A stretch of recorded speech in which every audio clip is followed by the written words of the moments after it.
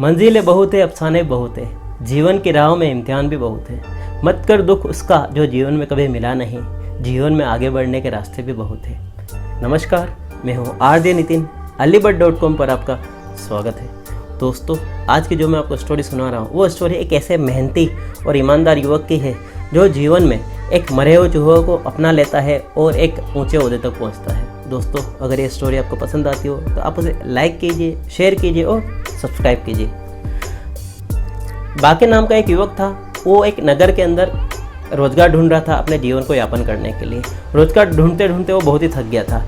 जिस नगर के रास्ते से वो जा रहा था, वो उसी रास्ते में उस नगर के राजगुरु वो राजा आपस में चर्चा कर रहे थे और चर्चा का विषय था कि किस तरह से मेहनती युवक आगे बढ़ सकता है, अपनी ईमानदारी से ऊंचे ओहदे तक पहुंच सकता है। तब राजगुरु ने उस राजा को उदाहरण दिया कि राजा साहब, वो आगे एक मरा हुआ चूहा पड़ा है। अगर उस चूहे को भी अगर कोई इंसान सही सकारात्मक तरीके से देखे और ले तो जीवन में आगे बढ़ सकता है।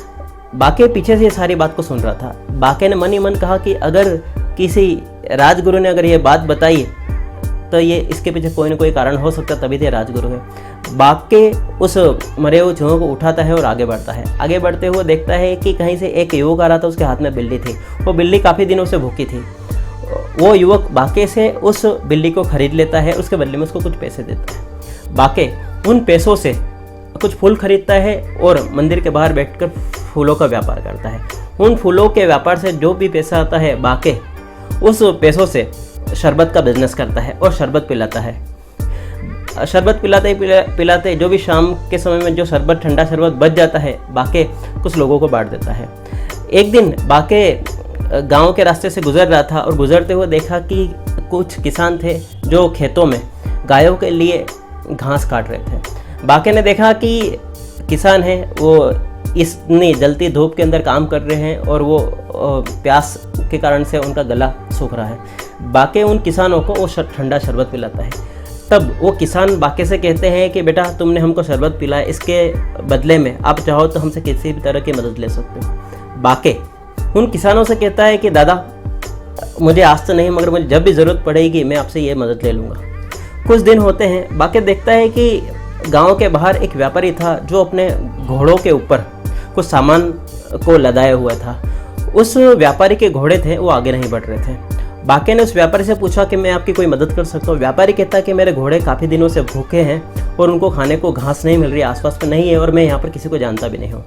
व्यापारी कहता कि अगर तुम मुझे मेरे घोड़ों को अगर घास ला के अगर दे देते हो तो इसके बदले में मैं तुमको जो भी तुम्हारा पारिश्रमिक बनता है, जो भी मेहनत बनती है, मैं इसके बदले में आपको दूंगा।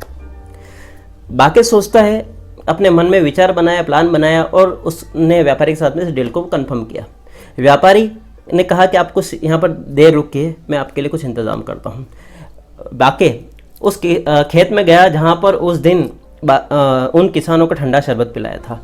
बाके ने सारी बात उन किसानों को बताई और पूरी बात को बताते हुए उस किसान ने जो भी घास थी वो घास दी और बदले में बाके के पास में जो भी कुछ रुपया था वो रुपया बाके ने उन किसानों को दिया। उस घास को लेकर बाका उस व्यापारी के पास में गया, व्यापारी को घास दी। व्यापारी ने घोड़ों को घास खिलाई। घोड़े पूरी तरह से भूख से जो तड़प रहे थे वो पूरी तरह से अच्छे हो गए और आगे बढ़ने के लिए तैयार हो गए। बाके ने शर्त के अनुसार उस व्यापारी से जो भी इनाम में मिली हुई रकम थी उस रकम को लिया और बाके ने उस भरे हुए बैग को जब देखा खोलकर, तब उसके अंदर से सोने के सिक्के थे। बाका खुश हुआ और उन सोनों से भरा हुआ बैग था वो राजगुरु के पास में लेकर गया और राजगुरु को पूरी बात बताई। तब राजगुरु खुश हुए और बाके ने कहा कि इस बैग के अंदर जितना भी सोना है, जितने भी सोने के सिक्के हैं, उसमें से आधा आपका है, क्योंकि मैंने आपकी उस बात को उस दिन ग्रहण किया था, ये आपकी गुरु दक्षिणा है। राजगुरु मन ही मन खुश होते हुए राजा साहब के पास में जाते हैं और राजा साहब को कहते हैं कि राजा साहब, आप उस दिन मुझे ईमानदार और मेहनती युवक की बात कर रहे थे। ये बाका वही ईमानदार और मेहनती युवक है जिसने अपनी कही हुई बात को अपनाया और जीवन में आगे बढ़ा। और आज मेरी उम्र हो चुकी है, मैं रिटायर होना चाहता हूँ, तो मैं चाहता हूँ कि आप इस राजगुरु के पद पर किसी को आप आसीत करना चाहते हैं तो बाके है। बाका इसके लिए सबसे सर्वश्रेष्ठ आदमी है।